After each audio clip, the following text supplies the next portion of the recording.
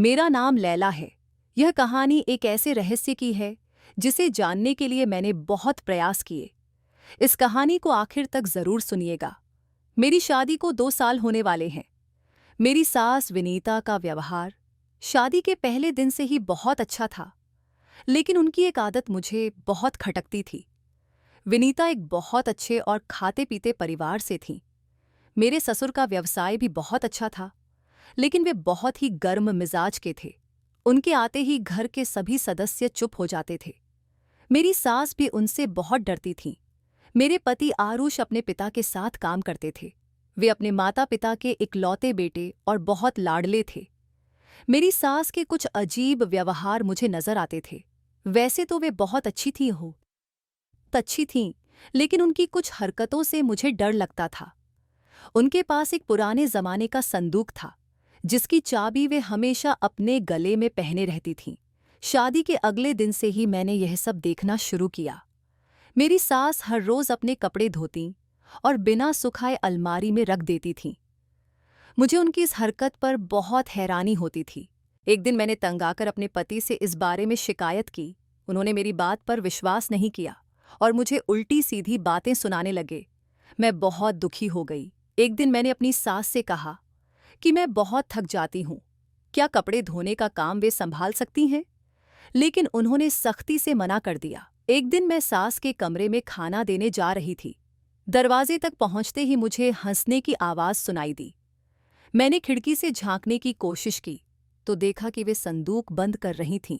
मुझे बहुत अजीब लगा कि आखिर इस संदूक में ऐसा क्या है जिसे वे हमेशा छुपाए रखती हैं।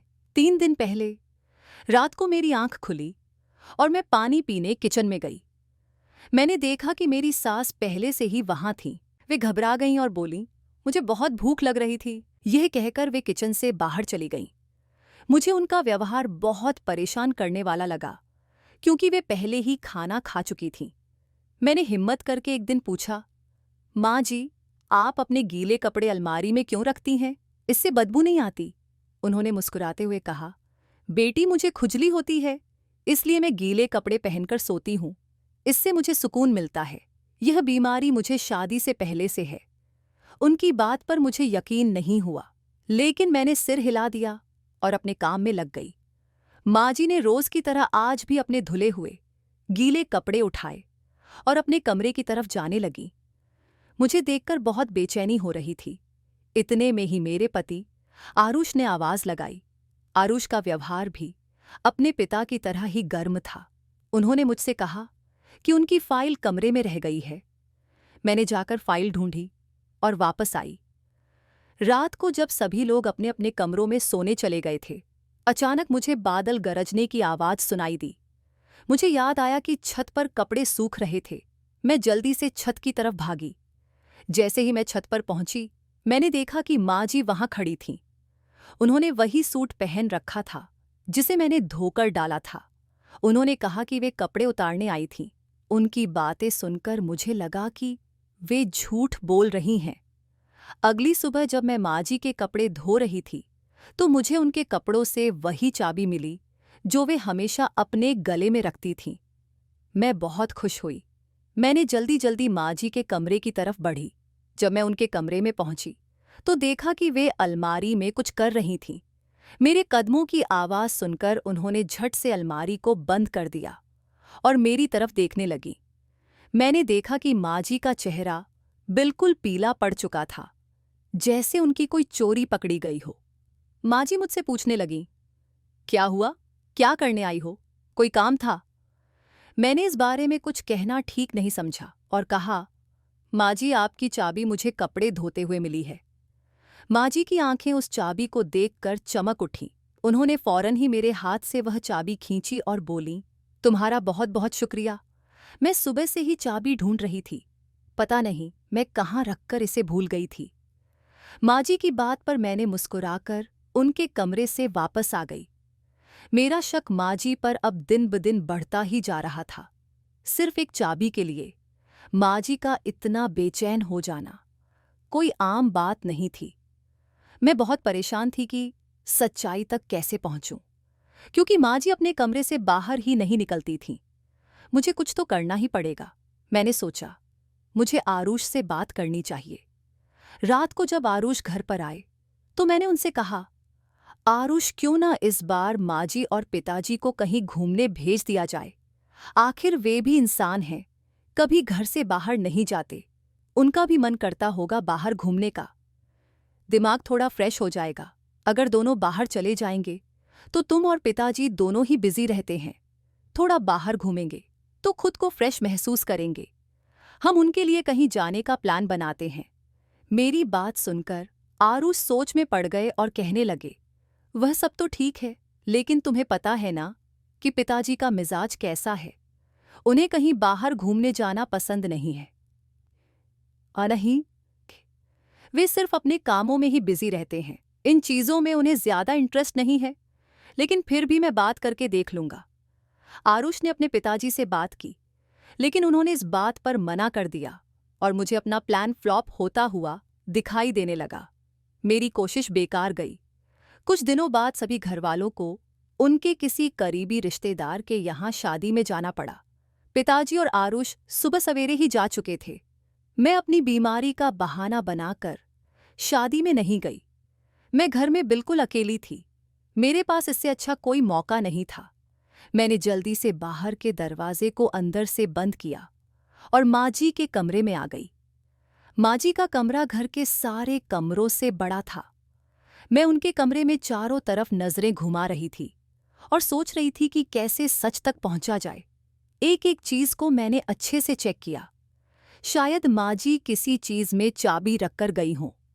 मैंने पूरा कमरा छान मारा, लेकिन मुझे कुछ भी नहीं मिला। ऐसी कोई चीज मेरे हाथ नहीं लगी जो माँ जी के राज तक मुझे पहुंचा सके। मैं मायूस होकर बाहर जाने लगी। तभी अचानक मेरी नज़र माँ जी की अलमारी पर पड़ी। मैंने सोचा, क्यों न छुरी से अलमारी को खोल लिया जाए। मैं फौरन किचन की तरफ भागी और छुरी लेकर अलमारी को खोलने की कोशिश करने लगी, लेकिन मेरी लाख कोशिशों के बाद भी कुछ नहीं हुआ। इतनी मेहनत करने के बाद भी लॉक नहीं खुला। अब मैं इस राज तक कैसे पहुंचूंगी जिसने मेरी दिन रात की नींद उड़ा रखी है।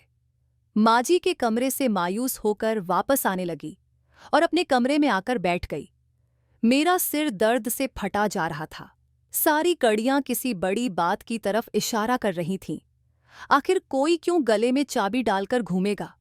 आखिर ऐसा भी क्या है जो बहुत कीमती है और माँ जी उसे सबकी नज़रों से बचाना चाहती हैं? मैं तो सोच सोच कर थक चुकी थी, लेकिन अचानक ही मेरे दिमाग में एक आइडिया आया। क्यों ना मैं माँ जी के कमरे में छुप जाऊं और सब कुछ अपनी आंखों से ही देख लूं कि वह आखिर करती क्या है, उनके गीले कपड़ों का क्या राज है। मैंने अपने दिल में ठान लिया था कि मैं सबके सामने सच लाकर ही रहूंगी। मैं अपने कमरे में आराम कर रही थी जब माँ जी बहुत ही गुस्से के साथ मेरे कमरे में घुसी चली आईं और गुस्से से मुझसे कहने लगीं, तुमने मेरे कमरे की तलाशी ली है? बदतमीज लड़की, तुम्हारी हिम्मत कैसे हुई? आखिर क्या लेने गई थी तुम वहां? किसकी इजाजत से मेरे कमरे में गई थी? माँ जी गुस्से में लाल पीली हो रही थीं, मुझ पर बहुत बरस रही थीं। मैं ध्यान से उनके गुस्से भरे चेहरे को देख रही थी। उन्हें कैसे पता चला कि मैं उनके कमरे में गई थी? शायद वे मेरी सोच पढ़ चुकी थीं। तभी उन्होंने चाकू मेरे हाथ में रख दिया और कहने लगीं, अपने काले करतूत वहीं छोड़कर आ गई थी। आने दो, आज तुम्हारे पति को बताती हूँ तुम्हारी हरकतें, कैसे उसकी पत्नी ने मेरा जीना दुश्वार कर रखा है।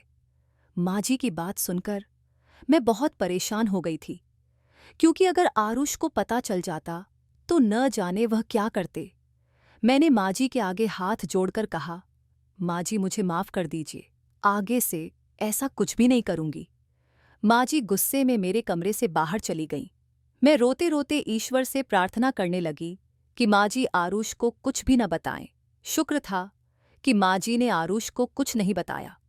उस दिन के बाद से माँ जी की नज़रें हर वक्त मुझ पर टिकी रहती थीं। अब मैं हर समय सावधान रहती थी। इन दिनों बिजनेस के सिलसिले में पिताजी और मेरे पति को कुछ दिन के लिए शहर से बाहर जाना पड़ा। अब घर में सिर्फ मैं और मेरी सास अकेले ही थे। मैं दिन भर काम में बिजी रहती थी। इन दिनों में मैं इस बात को बिल्कुल भूल चुकी थी कि मुझे किसी बात का पता लगाना है। माँ जी मुझे किसी न किसी काम में उलझाए रखती थीं। अनजाने उन्हें क्या हो गया था। मैं बहुत परेशान रहती थी कि आखिर माँ जी मेरे साथ ऐसा क्यों कर रही हैं। यह बात तब की है जब पिताजी और आरुष को 3 दिन हो गए थे। मैंने माँ जी को किचन से खाने की चीज़ें ले जाते हुए देखा। वे सारा सामान एक थैले में भर रही थीं। मुझे बड़ी हैरत हुई कि माँ जी सारा सामान कहाँ लेकर जा रही हैं और किसके लिए। अभी मेरी हैरानी दूर नहीं हुई थी कि माँ जी मुझे वापस आती हुई दिखाई दीं। मैं जल्दी से उनके कमरे में आने से पहले ही बेड पर जाकर लेट गई। माँ जी ने कमरे में थैला रख दिया और अपने बिस्तर पर जाकर लेट गईं। मैं सोच में पड़ गई कि यह सब क्या हो रहा है। माँ जी का बेड के नीचे थैला रखने का क्या मतलब है। मेरी तो सांसें रुकने लगी थीं। माँ जी की उल्टी सीधी हरकतों से अब मुझे बहुत डर लगने लगा था। वे जो कुछ कर रही थीं वह कोई आम बातें नहीं थीं जिन्हें नज़रअंदाज किया जा सके। मैंने सोने की बहुत कोशिश की और इंतज़ार करने लगी कि आगे अब क्या होने वाला है। माँ जी आगे क्या करेंगी।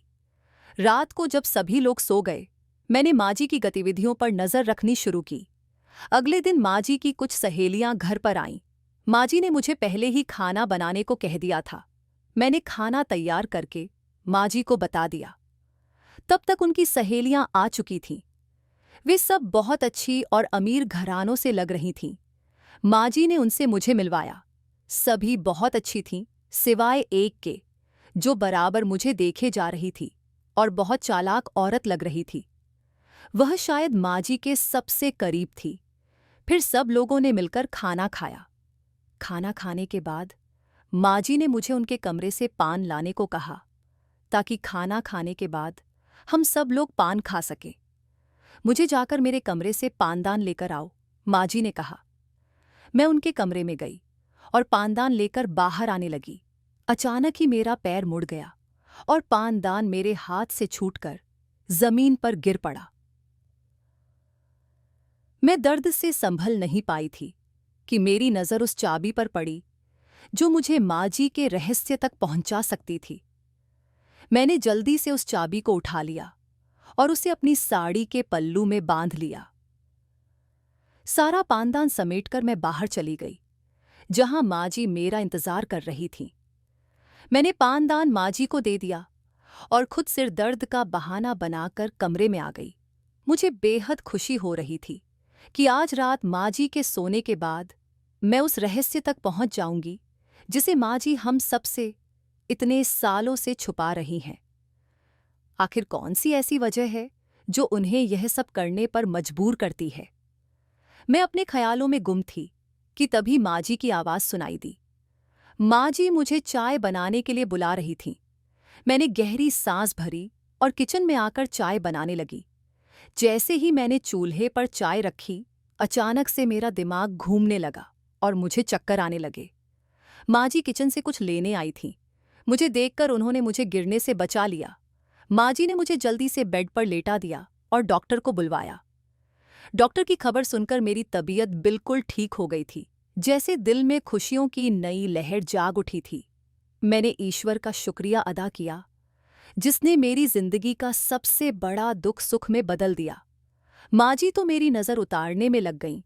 माँ जी ने मेरा बहुत ख्याल रखना शुरू कर दिया। आखिर वह भी तो दादी बनने जा रही थीं। मैं माँ बनने वाली थी। अगले ही दिन माँ जी मेरे पास एक गीली कमीज लेकर आईं। उसे देखते ही मुझे अजीब महसूस हुआ।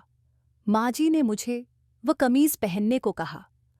माँ जी की बात पर मुझे बहुत हैरत हुई और मैंने उनसे कहा, आप मुझे यह गीली और गंदी कमीज क्यों पहनाना चाहती हैं?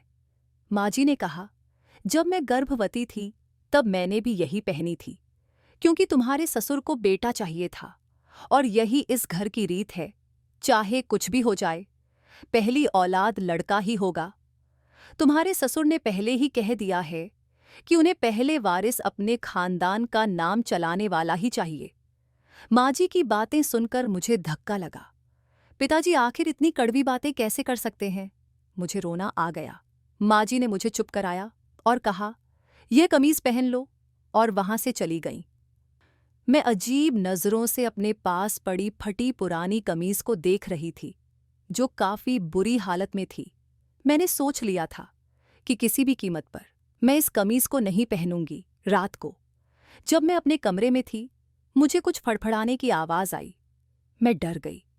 मेरी और माँ जी के अलावा इस वक्त और कौन हो सकता है? हिम्मत करके उठी और बाहर की तरफ जाने लगी। माँ जी फिर से रोज की तरह अपने कमरे की तरफ खाना लेकर जा रही थीं। मुझे समझ नहीं आ रहा था कि क्या करूं। मैं धीरे धीरे उनके पीछे चली गई। माँ जी अपने कमरे में आईं और खाना टेबल पर रख दिया। मैं छुप गई थी। माँ जी कमरे में चारों तरफ देखने लगीं और बेड के नीचे रखे संदूक को निकालकर खोलने लगीं। जैसे ही माँ जी ने संदूक खोला, मेरे पैरों तले जमीन खिसक गई। संदूक में तरह तरह के खिलौने और कपड़े थे। माँ जी ने उसमें से एक खिलौना निकाला और संदूक को वापस ताला लगा दिया।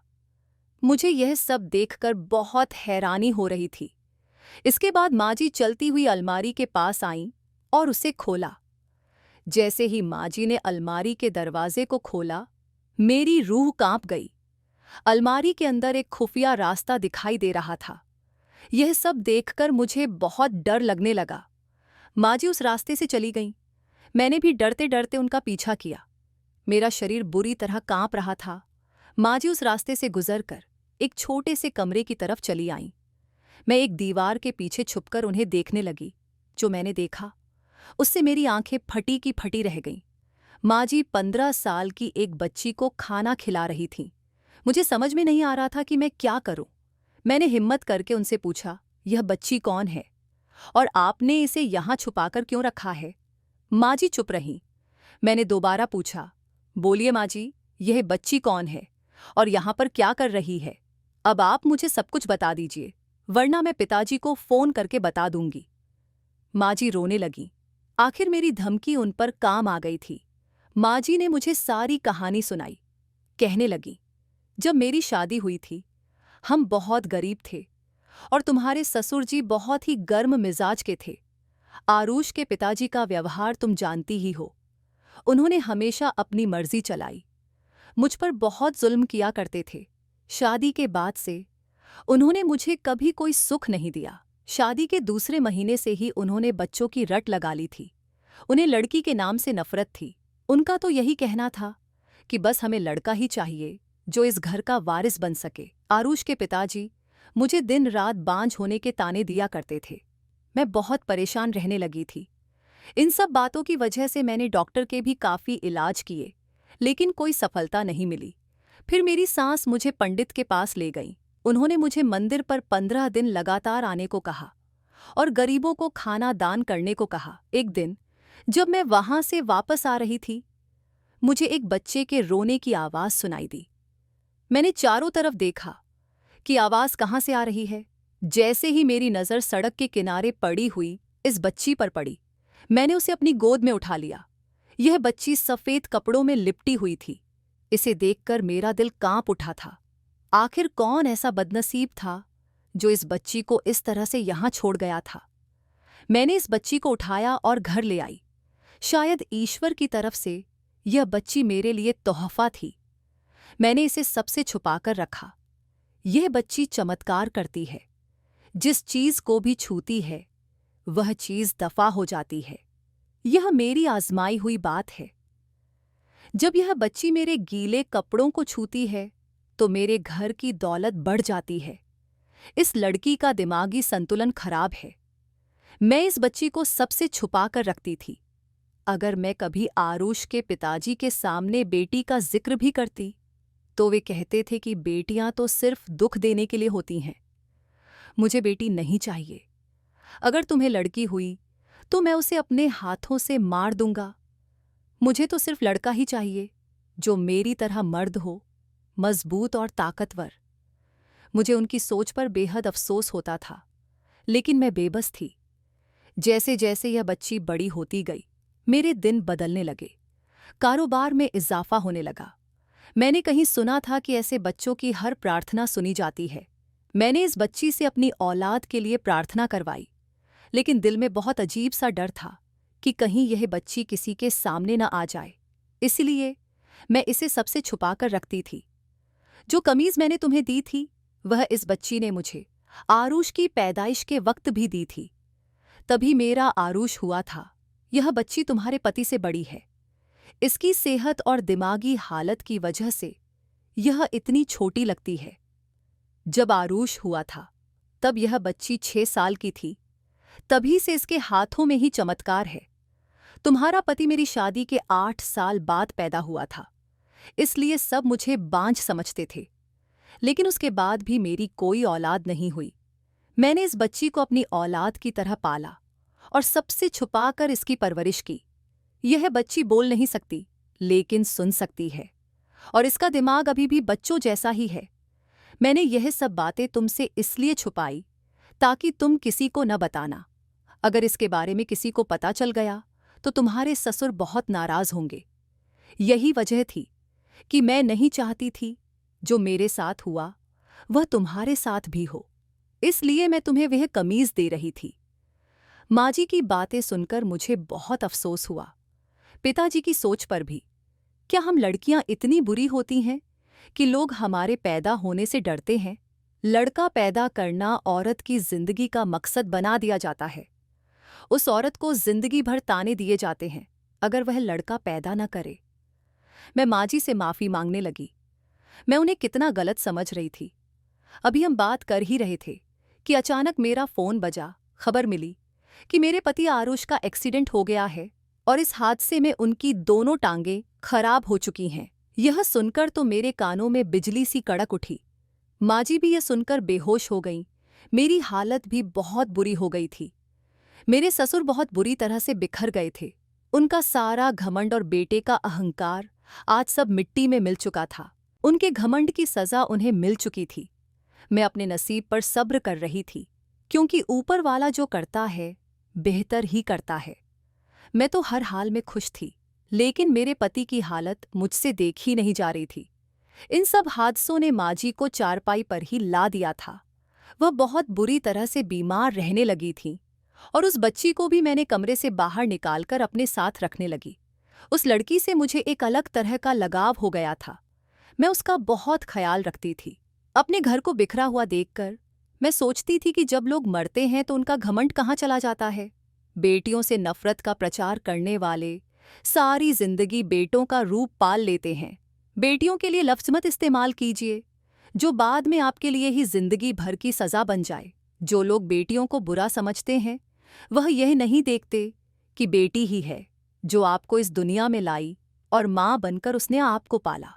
बेटी बनकर आपका सहारा बनी और बहू बनकर आपका परिवार बढ़ाया। हमारे देश की बेटियां बेटों से कम नहीं हैं। जो लोग बेटों पर घमंड करते हैं और बेटियों को जान से मारने के बारे में सोचते हैं, उनका घमंड खाक में मिल जाता है, क्योंकि घमंड सबसे पहले करने वाले को ही डसता है। आप सबसे गुजारिश है कि बेटियों को कभी भी बेटों से कम न समझें। बेटियां तो बहुत ही अनमोल होती हैं। दोस्तों, मुझे उम्मीद है कि आपको हमारी कहानी पसंद आई होगी। कहानी पसंद आई है तो वीडियो को लाइक करें और चैनल को सब्सक्राइब करें। नोटिफिकेशन बेल को ज़रूर दबाएं ताकि अगली अपडेट सबसे पहले आपको मिले।